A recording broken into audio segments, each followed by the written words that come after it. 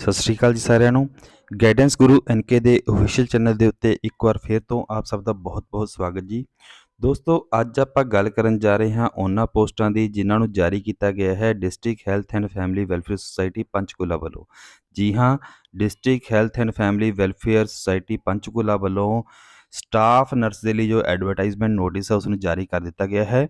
ਤਾਂ ਅੱਜ ਅਸੀਂ ਉਸ ਐਡਵਰਟਾਈਜ਼ਮੈਂਟ ਨੋਟਿਸ ਨੂੰ ਡਿਟੇਲ ਦੇ ਵਿੱਚ ਡਿਸਕਸ ਕਰਨ ਜਾ ਰਹੇ ਹਾਂ। ਤਾਂ ਤੁਸੀਂ ਦੇਖ ਸਕਦੇ ਹੋ ਇਹਦੇ ਵਿੱਚ ਕੀ ਲਿਖਿਆ ਹੈ।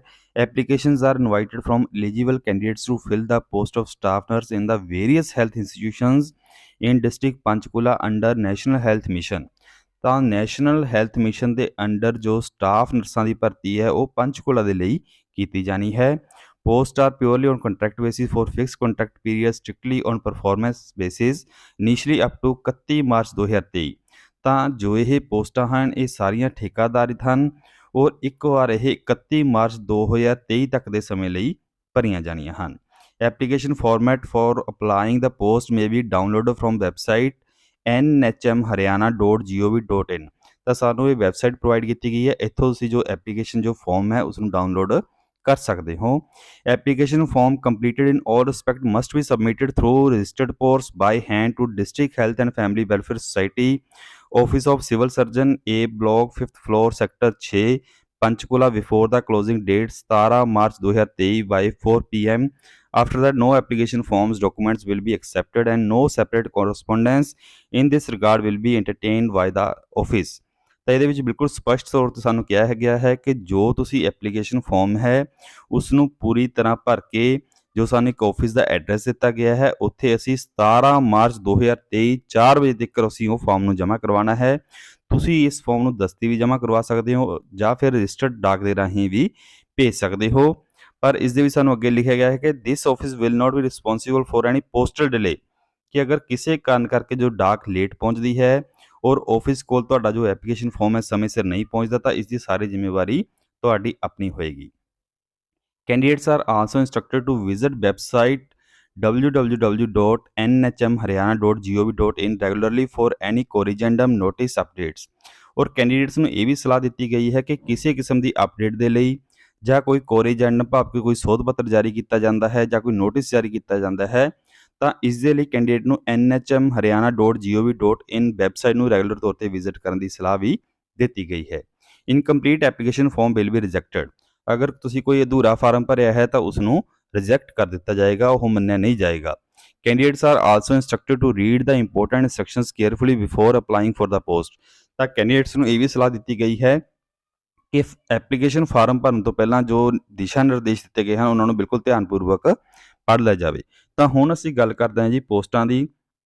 ਤਾਂ ਤੁਸੀਂ ਦੇਖ ਸਕਦੇ ਹੋ ਸਟਾਫ ਨਰਸ ਦੇ ਲਈ ਜੋ ਟੋਟਲ ਪੋਸਟਾਂ ਹਨ ਉਹ ਹਨ ਜੀ 15, ਜਿਹਦੇ ਵਿੱਚੋਂ SC ਭਾਵ ਕਿ ਅਨੁਸੂਚਿਤ ਜਾਤੀ ਦੇ ਲਈ 9 ਪੋਸਟਾਂ ਰਾਖਵੀਆਂ ਹਨ, BC ਕੈਟਾਗਰੀ ਦੇ ਲਈ 3 ਪੋਸਟਾਂ ਰਾਖਵੀਆਂ ਹਨ ਔਰ EWS ਜਿਹੜੇ ਕਿ ਇਕਨੋਮਿਕਲੀ ਵੀਕਰ ਸੈਕਸ਼ਨ ਦੇ ਵਿੱਚ ਆਉਂਦੇ ਹਨ ਭਾਵ ਕਿ ਆਰਥਿਕ ਪੱਖੋਂ ਕਮਜ਼ੋਰ ਵਰਗ ਦੇ ਵਿੱਚ ਜੋ ਕੈਂਡੀਡੇਟ ਆਉਂਦੇ ਹਨ ਉਹਨਾਂ ਦੇ ਲਈ 3 ਪੋਸਟਾਂ ਰਾਖਵੀਆਂ ਰੱਖੀਆਂ ਗਈਆਂ ਹਨ। ਤਾਂ ਇਸ ਤਰ੍ਹਾਂ ਜੋ ਕੁੱਲ ਪੋਸਟਾਂ ਹਨ ਉਹ ਹਨ ਜੀ 15। ਅਗਰ ਅਸੀਂ ਕੁਆਲੀਫਿਕੇਸ਼ਨ ਦੀ ਗੱਲ ਕਰਦੇ ਹਾਂ, ਐਲੀਜੀਬਿਲਟੀ ਕ੍ਰਾਈਟੇਰੀਆ ਦੀ ਗੱਲ ਕਰਦੇ ਹਾਂ ਤਾਂ ਇਹਦੇ ਲਈ ਜੋ ਯੋਗਤਾ ਹੈ ਉਹ ਹੈ BSc ਨਰਸਿੰਗ ਤੁਹਾਡੀ ਕੀਤੀ ਹੋਵੇ ਜਾਂ ਫਿਰ GNM course from recognised institution by government, ਕਿਸੇ ਵੀ ਜੋ ਮਾਨਤਾ ਪ੍ਰਾਪਤ ਸੰਸਥਾ ਤੋਂ ਜੋ GNM ਦਾ ਕੋਰਸ ਕੀਤਾ ਹੋਵੇ। Registered with Haryana nursing registration council, ਤੁਸੀਂ ਜੋ ਹੋ ਜਾਂ ਤੁਹਾਡਾ ਜੋ ਕੋਰਸ ਹੈ ਉਹ ਹਰਿਆਣਾ ਨਰਸਿੰਗ ਰਜਿਸਟ੍ਰੇਸ਼ਨ ਕੌਂਸਲ ਤੋਂ ਰਜਿਸਟਰਡ ਹੋਣਾ ਚਾਹੀਦਾ ਹੈ। Hindi Sanskrit up to matric, ਔਰ ਤੁਸੀਂ 10ਵੀਂ ਪੱਧਰ ਦੀ ਜੋ ਹਿੰਦੀ ਹੈ ਜਾਂ ਫਿਰ ਜੋ ਸੰਸਕ੍ਰਿਤ ਵਿਸ਼ਾ ਹੈ ਉਹ ਲਾਜ਼ਮੀ ਤੌਰ ਤੇ ਪੜ੍ਹਿਆ ਹੋਣਾ ਜ਼ਰੂਰੀ ਹੈ। ਏਜ ਲਿਮਿਟ ਦੀ ਗੱਲ ਕਰੀ ਤਾਂ ਇਹਦੇ ਲਈ ਜੋ ਉਮਰ ਹੱਦ ਹੈ ਜੀ ਉਹ ਹੈ 18 ਤੋਂ 42 ਸਾਲ। ਐਂਟਰੀ ਲੈਵਲ ਪੇ ਐਜ਼ ਪਰ ਸਰਵਿਸ ਬਾਈ ਲਾਜ਼ 2018, ਜੋ ਤੁਹਾਨੂੰ ਜੋ ਤਨਖਾਹ ਮਿਲਣੀ ਹੈ ਉਹ ਹੈ ਜੀ ਉੱਕਾ ਬੁੱਕਾ 13,500 ਰੁਪਏ। ਤਾਂ ਹੁਣ ਅਸੀਂ ਗੱਲ ਕਰਦੇ ਹਾਂ ਜੀ ਇੰਪੋਰਟੈਂਟ ਇੰਸਟਰਕਸ਼ਨਸ ਦੀ ਕਿ ਐਪਲੀਕੇਸ਼ਨ ਫਾਰਮ ਫਿਲ ਕਰਨ ਦੇ ਲਈ ਤੁਸੀਂ ਕਿਹੜੀਆਂ-ਕਿਹੜੀਆਂ ਜੋ ਹਦਾਇਤਾਂ ਹਨ ਉਹਨਾਂ ਦੀ ਪਾਲਣਾ ਕਰਨੀ ਹੈ। ਤਾਂ ਪਹਿਲਾਂ ਤੁਸੀਂ ਦੇਖ ਸਕਦੇ ਹੋ the candidate should not be below the age of 18 years and should not be more than 42 years. ਕਿ ਜੋ ਕੈਂਡੀਡੇਟ ਹੈ ਜੋ ਕਿ ਇਹਨਾਂ ਪੋਸਟਾਂ ਦੇ ਲਈ ਅਪਲਾਈ ਕਰਨ ਜਾ ਰਿਹਾ ਹੈ ਉਸ ਦੀ ਉਮਰ 18 ਸਾਲ ਤੋਂ ਘੱਟ ਨਹੀਂ ਹੋਣੀ ਚਾਹੀਦੀ ਔਰ 42 ਸਾਲ ਤੋਂ ਜ਼ਿਆਦਾ ਨਹੀਂ ਹੋਣੀ ਚਾਹੀਦੀ। Reservation and age relaxation will be given as per Haryana government policy and HMM Haryana rules. ਪਰ ਜੋ ਰਿਜ਼ਰਵੇਸ਼ਨ ਹੈ ਜਾਂ ਉਮਰ ਹੱਦ ਦੇ ਵਿੱਚ ਛੋਟਾ ਹੈ ਉਹ ਹਰਿਆਣਾ ਗਵਰਨਮੈਂਟ ਦੀ ਜੋ ਪਾਲਿਸੀ ਬਣੀ ਹੋਈ ਹੈ ਉਸ ਦੇ ਅਨੁਸਾਰ ਹੀ ਦਿੱਤੀ ਜਾਏਗੀ। ਤਾਂ ਅੱਗੇ ਤੁਸੀਂ ਦੇਖ ਸਕਦੇ ਹੋ ਜੋ ਸੈਕੰਡ ਪੁਆਇੰਟ ਹੈ relaxation in A's would be admissible to NHM Haryana applies as per instruction issued wide memo number। ਤਾਂ ਇਹ ਸਾਨੂੰ ਜੋ ਮੀਮੋ ਨੰਬਰ ਦਿੱਤਾ ਗਿਆ ਹੈ ਇਹਦੇ ਵਿੱਚ ਸਾਨੂੰ ਸਪਸ਼ਟ ਤੌਰ ਤੇ ਲਿਖਿਆ ਗਿਆ ਹੈ ਕਿ ਜੋ ਉਮਰ ਹੱਦ ਦੇ ਵਿੱਚ ਛੋਟ ਹੈ ਉਹ NHM ਹਰਿਆਣਾ ਇੰਪਲਾਈਜ਼ ਦੇ ਲਈ ਜੋ ਇੰਸਟਰਕਸ਼ਨ ਜੋ ਪੱਤਰ ਜਾਰੀ ਹੋਇਆ ਹੈ ਉਸ ਦੇ ਅਨੁਸਾਰ ਹੀ ਮਿਲੇਗੀ। Written test will be conducted for screening of candidates. ਤਾਂ ਇਹਦੇ ਵਿੱਚ ਇਹ ਵੀ ਲਿਖਿਆ ਗਿਆ ਹੈ ਕਿ ਇੱਕ ਰਿਟਨ ਟੈਸਟ ਲਿਆ ਜਾਏਗਾ ਤੁਹਾਡਾ ਕੈਂਡੀਡੇਟਸ ਦਾ ਸਕਰੀਨਿੰਗ ਦੇ ਲਈ। ਤਾਂ ਰਿਟਨ ਟੈਸਟ ਦੇ ਵਿੱਚ ਕੀ ਕੁਝ ਹੋਏਗਾ ਤੁਸੀਂ ਦੇਖ ਸਕਦੇ ਹੋ ਕਿ ਜੋ ਰਿਟਨ ਟੈਸਟ ਹੈ ਸਿਰਫ ਤੁਹਾਡੀ IQ, ਜਨਰਲ ਨੌਲੇਜ ਔਰ ਜੋ ਕੈਂਡੀਡੇਟ ਨੂੰ ਕੰਸਰਨਡ ਵਿਸ਼ੇ ਦੀ ਕਿੰਨੀ ਕੁ ਜਾਣਕਾਰੀ ਹੈ ਸਿਰਫ ਉਸ ਦੀ ਪਰਖ ਦੇ ਲਈ ਲਿਆ ਜਾਏਗਾ ਔਰ ਇਸ ਦੇ ਵਿੱਚੋਂ ਤੁਸੀਂ ਜੋ ਮਿਨੀਮਮ 40% ਮਾਰਕਸ ਹੀ ਲੈਣੇ ਤੁਹਾਡੇ ਲਈ ਜ਼ਰੂਰੀ ਹੋਣਗੇ। ਅਗਰ ਤੁਸੀਂ 40% ਲੈ ਲੈਂਦੇ ਹੋ ਤਾਂ ਹੀ ਤੁਸੀਂ ਕੁਆਲੀਫਾਈ ਮੰਨੇ ਜਾਓਗੇ ਔਰ ਫਿਰ ਤੁਹਾਡਾ ਜੋ ਅਗਰ ਤੁਸੀਂ ਕੁਆਲੀਫਾਈ ਕਰਦੇ ਹੋ ਫਿਰ ਤੁਹਾਨੂੰ ਜੋ ਕੰਪਿਊਟਰ ਸਕਿੱਲ ਟੈਸਟ ਦੇ ਲਈ ਤੁਹਾਨੂੰ ਬੁਲਾਇਆ ਜਾਏਗਾ। Reservation criteria will be as per Haryana government policy. ਤਾਂ ਇਹਦੇ ਵਿੱਚ ਇਹ ਵੀ ਦੱਸਿਆ ਗਿਆ ਹੈ ਕਿ ਜੋ ਰਿਜ਼ਰਵੇਸ਼ਨ ਦਿੱਤੀ ਜਾਣੀ ਹੈ ਵੱਖ-ਵੱਖ ਕੈਟੇਗਰੀਜ਼ ਦੇ ਲਈ ਤਾਂ ਉਹ ਹਰਿਆਣਾ ਗਵਰਨਮੈਂਟ ਦੀ ਜੋ ਪਾਲਿਸੀ ਬਣੀ ਹੈ ਉਸ ਦੇ ਅਨੁਸਾਰ ਹੀ ਦਿੱਤੀ ਜਾਏਗੀ ਔਰ ਇਸ ਦੇ ਲਈ ਬਕਾਇਦਾ ਤੁਹਾਨੂੰ ਜੋ ਆਪਣਾ ਕਾਸਟ ਸਰਟੀਫਿਕੇਟ ਹੈ ਉਹ ਜੋ ਤੁਹਾਨੂੰ ਕੰਪੀਟੈਂਟ ਅਥਾਰਟੀ ਵੱਲੋਂ ਜਾਰੀ ਕੀਤਾ ਗਿਆ ਹੈ ਉਹ ਤੁਹਾਨੂੰ ਪੇਸ਼ ਕਰਨਾ ਲਾਜ਼ਮੀ ਹੋਏਗਾ। The candidates are required to bring their complete original documents, one set of attested self-attested documents of the qualification at the time of interview for document verification। ਤਾਂ ਜਦੋਂ ਤੁਸੀਂ ਕੁਆਲੀਫਾਈ ਹੋ ਜਾਂਦੇ ਹੋ ਤੁਹਾਡੀ ਜੋ ਸਿਲੈਕਸ਼ਨ ਹੋ ਜਾਂਦੀ ਹੈ ਉਸ ਤੋਂ ਬਾਅਦ ਜੋ ਤੁਹਾਡੇ ਡਾਕੂਮੈਂਟਸ ਚੈੱਕ ਕੀਤੇ ਜਾਣਗੇ। ਡਾਕੂਮੈਂਟ ਜਿਹੜੇ ਕਿ ਟੈਸਟ ਹੋਣੇ ਚਾਹੀਦੇ ਹਨ ਜਾਂ ਤੁਹਾਡੇ ਖੁਦ ਦੇ ਟੈਸਟਡ ਵੀ ਹੋ ਸਕਦੇ ਹਨ। ਕਿਹੜੇ ਡਾਕੂਮੈਂਟਸ ਤੁਸੀਂ ਲੈ ਕੇ ਜਾਣੇ ਹਨ ਤਾਂ ਸਭ ਤੋਂ ਪਹਿਲਾਂ ਹੈ ਜੀ valid document as a proof of the date of birth ਦੇ ਲਈ ਤੁਸੀਂ ਆਪਣੀ 10th ਕਲਾਸ ਦਾ ਸਰਟੀਫਿਕੇਟ ਲੈ ਕੇ ਜਾਣਾ ਹੈ। ਆਪਣਾ ਡਿਗਰੀ ਸਰਟੀਫਿਕੇਟ ਤੁਸੀਂ ਲੈ ਕੇ ਜਾਣਾ ਹੈ। ਐਡੀਸ਼ਨਲ ਕੁਆਲੀਫਿਕੇਸ਼ਨ ਅਗਰ ਤੁਸੀਂ ਕੋਈ ਹਾਇਰ ਕੁਆਲੀਫਿਕੇਸ਼ਨ ਤੁਸੀਂ ਮੈਂਸ਼ਨ ਕਰੀ ਹੈ ਤਾਂ ਉਹ ਲੈ ਕੇ ਜਾਣੀ ਹੈ। Mark sheet of each year semester ਤਾਂ ਹਰੇਕ ਸਾਲ ਦੀ ਜੋ ਤੁਸੀਂ ਕੁਆਲੀਫਿਕੇਸ਼ਨ ਮੇਨਟੇਨ ਕਰ ਰੱਖੀ ਹੈ ਉਸ ਦੀ ਜੋ ਮਾਰਕ ਸ਼ੀਟ ਹੈ ਜਿਹਦੇ ਤੁਹਾਡੇ ਨੰਬਰ ਮੈਂਸ਼ਨ ਹਨ ਉਹ ਲੈ ਕੇ ਜਾਣੇ ਹਨ।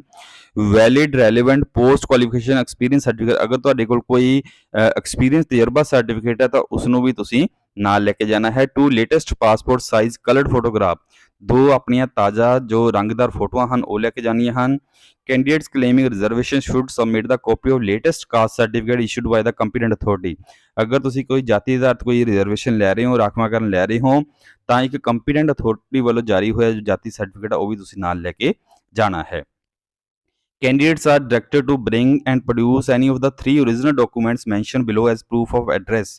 ਆਪਣੇ ਐਡਰੈਸ ਦੇ ਪ੍ਰੂਫ ਦੇ ਵਜੋਂ ਤੁਸੀਂ ਹੇਠਾਂ ਜੋ ਅਲੱਗ-ਅਲੱਗ ਡਾਕੂਮੈਂਟ ਦੱਸੇ ਗਏ ਹਨ ਉਹਨਾਂ ਵਿੱਚੋਂ ਕੋਈ 3 ਤੁਸੀਂ ਡਾਕੂਮੈਂਟਸ ਲੈ ਕੇ ਜਾਣੇ ਹਨ। ਉਹ ਤੁਹਾਡਾ ਪਾਸਪੋਰਟ ਹੋ ਸਕਦਾ ਹੈ, ਇਲੈਕਸ਼ਨ ID ਕਾਰਡ ਹੋ ਸਕਦਾ ਹੈ, ਰਾਸ਼ਨ ਕਾਰਡ ਹੋ ਸਕਦਾ ਹੈ, ਬੈਂਕ ਪਾਸਬੁੱਕ ਔਰ ਪੋਸਟ ਆਫਿਸ ਪਾਸਬੁੱਕ ਹੋ ਸਕਦੀ ਹੈ, ਡੋਮਿਸਾਈਲ ਸਰਟੀਫਿਕੇਟ ਤੁਹਾਡਾ ਹੋ ਸਕਦਾ ਹੈ, ਪਰਿਵਾਰ ਪਹਿਚਾਣ ਪੱਤਰ ਹੋ ਸਕਦਾ ਹੈ ਜਾਂ ਫਿਰ ਤੁਹਾਡਾ ਜੋ ਲੇਟੈਸਟ ਜੋ ਇਲੈਕਟ੍ਰਿਸਿਟੀ ਬਿੱਲ ਹੈ ਉਹ ਵੀ ਤੁਸੀਂ ਆਪਣੀ ਪਹਿਚਾਣ ਦੇ ਸਬੂਤ ਵਜੋਂ ਲੈ ਕੇ ਜਾ ਸਕਦੇ ਹੋ। Candidates applying for a post must ensure that they fulfill all the eligibility conditions as on the previous day of closing date। ਤਾਂ ਇਸ ਦੇ ਵਿੱਚ ਸਾਨੂੰ ਸਪਸ਼ਟ ਤੌਰ ਤੇ ਦੱਸਿਆ ਗਿਆ ਹੈ ਕਿ ਕੈਂਡੀਡੇਟਸ ਨੂੰ ਜੋ ਉਸ ਦੀ ਪਾਤਰਤਾ ਹੈ ਕਿ ਉਹ ਐਲੀਜੀਬਿਲਿਟੀ ਨੂੰ ਪੂਰੀ ਕਰ ਰਿਹਾ ਹੈ ਉਸ ਪੋਸਟ ਦੇ ਲਈ ਇਸ ਚੀਜ਼ ਨੂੰ ਇੰਸ਼ੋਰ ਕਰ ਲੈਣਾ ਹੈ ਨਹੀਂ ਤਾਂ ਜੋ ਉਸ ਦੀ ਪਾਤਰਤਾ ਉਹ ਰੱਦ ਕਰ ਦਿੱਤੀ ਜਾਏਗੀ। List of provisionally eligible and ineligible candidates for the written test will be uploaded on website nhmharyana.gov.in in only on the scrutiny of the application। ਤਾਂ ਇਸ ਦੇ ਵਿੱਚ ਸਾਨੂੰ ਸਪਸ਼ਟ ਤੌਰ ਤੇ ਦੱਸਿਆ ਗਿਆ ਹੈ ਕਿ ਜਿਹੜੇ ਵੀ ਕੈਂਡੀਡੇਟਸ ਐਲੀਜੀਬਲ ਹੋਣਗੇ ਜਾਂ ਇਨਐਲੀਜੀਬਲ ਹੋਣਗੇ ਤਾਂ ਉਹਨਾਂ ਦੀ ਜੋ ਲਿਸਟ ਹੈ ਉਹ ਜੋ ਸਾਨੂੰ ਇੱਕ ਵੈਬਸਾਈਟ ਪ੍ਰੋਵਾਈਡ ਕੀਤੀ ਗਈ ਹੈ nhmharyana.gov.in ਉਸ ਦੇ ਉੱਤੇ ਅਪਲੋਡ ਕਰ ਦਿੱਤੀ ਜਾਏਗੀ। NHM service by laws governing the condition of contractual employees shall be applicable on above said post। ਕਿ ਜੋ NHM ਦੀ ਜੋ ਪਾਲਿਸੀ ਬਣੀ ਹੋਈ ਹੈ ਠੇਕਾਦਾਰ ਤੇ EMPLOYEES ਦੇ ਲਈ ਉਹੀ ਪਾਲਿਸੀ ਇਹਨਾਂ ਸਾਰੀਆਂ ਪੋਸਟਾਂ ਦੇ ਉੱਤੇ ਲਾਗੂ ਹੋਏਗੀ। Selected candidate shall not have any claim for regulation of his or services based on the duties performed under the contract। ਤਾਂ ਇਸ ਦੇ ਵਿੱਚ ਸਾਨੂੰ ਸਪਸ਼ਟ ਲਿਖਿਆ ਹੈ ਕਿ ਜੋ ਠੇਕਾਦਾਰ ਜੋ ਕੈਂਡੀਡੇਟਸ ਦੀ ਭਰਤੀ ਕੀਤੀ ਜਾ ਰਹੀ ਹੈ ਤਾਂ ਕਿਸੇ ਵੀ ਸਮੇਂ ਰੈਗੂਲਰ ਹੋਣ ਦੇ ਲਈ ਉਹ ਕਲੇਮ ਨਹੀਂ ਕਰ ਸਕਣਗੇ।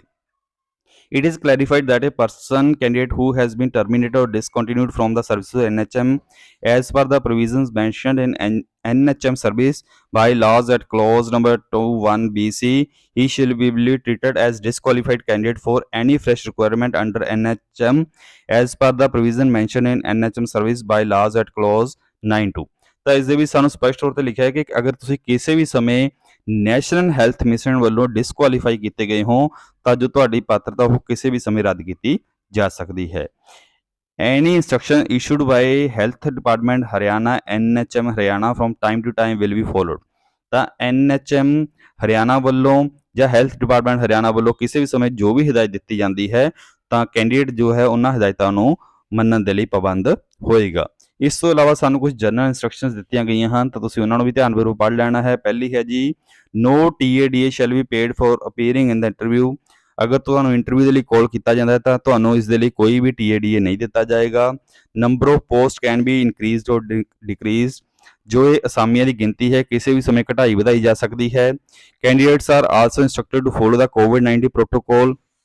ਜਿੰਨੇ ਵੀ ਕੈਂਡੀਡੇਟਸ ਇੰਟਰਵਿਊ ਦੇ ਲਈ ਆਉਂਦੇ ਹਨ ਜਾਂ ਇਮਤਿਹਾਨ ਦੇਣ ਦੇ ਲਈ ਆਉਂਦੇ ਹਨ ਤਾਂ ਉਹਨਾਂ ਨੂੰ ਜੋ COVID-19 ਦਾ ਜੋ ਪ੍ਰੋਟੋਕੋਲ ਹੈ ਉਹਨਾਂ ਨੂੰ ਪਾਲਣਾ ਉਸ ਦੀ ਕਰਨੀ ਪਏਗੀ।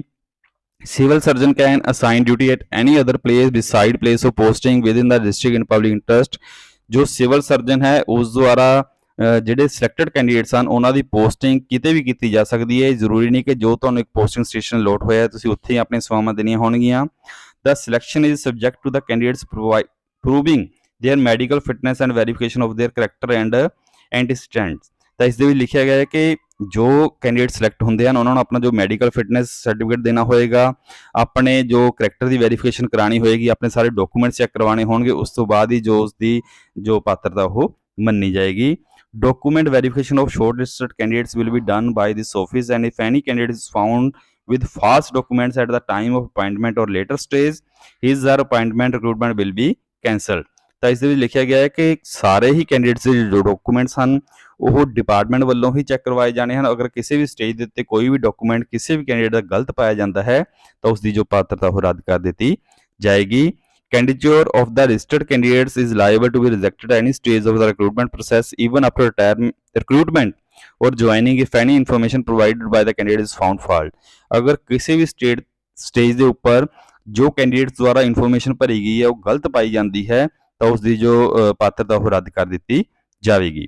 The candidature of the candidate shall be provisional and will be subject to verification of eligibility condition with reference to the original documents। ਇਸ ਦੇ ਵਿੱਚ ਲਿਖਿਆ ਹੈ ਕਿ ਜੋ ਕੈਂਡੀਡੇਟਸ ਦੀ ਜੋ ਪਾਤਰਤਾ ਉਹ ਪੂਰੀ ਤਰ੍ਹਾਂ ਪ੍ਰੋਵੀਜ਼ਨਲ ਹੈ ਔਰ ਇਸ ਦੇ ਉੱਤੇ ਨਿਰਭਰ ਹੈ ਕਿ ਜੋ ਉਸਦੇ ਸਾਰੇ ਸਰਟੀਫਿਕੇਟਸ ਹਨ, ਜੋ ਉਸਦੀ ਜੋ ਉਸਨੇ ਯੋਗਤਾ ਦੇ ਆਪਣੀ ਦਿਖਾਈ ਹੈ ਉਹ ਬਿਲਕੁਲ ਸਹੀ ਹੈ ਔਰ ਦਰੁਸਤ ਹੈ।